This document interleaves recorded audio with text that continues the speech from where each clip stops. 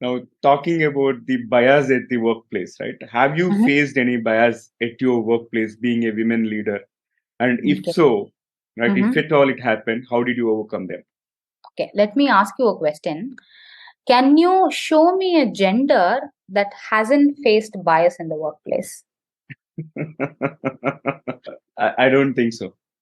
Exactly my point. So irrespective of which gender, region, religion you belong to, you are going to face bias. Some more than others, of course. If I have to compare, the not so prominent genders face more bias than women leaders too.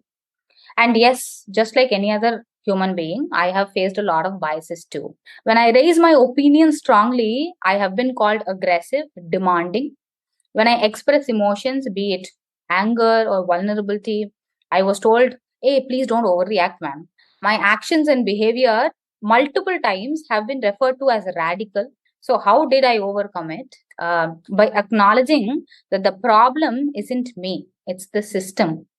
Now, let me be very clear. I am not blaming the system or the culture, but I understand and I'm aware and I realize that the cultural change that we are aspiring isn't a 1 day process. It is not a 1 month process. It's not a 1 year's process. It's a decades process, or even more so that. It's going to take many generations to come to embrace equality and overcome bias. So, my immediate actions are usually simple.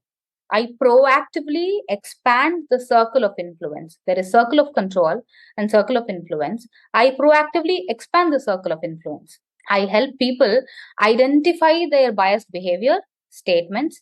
I show them the evidence. I seek evidence and show evidence. I explain to them.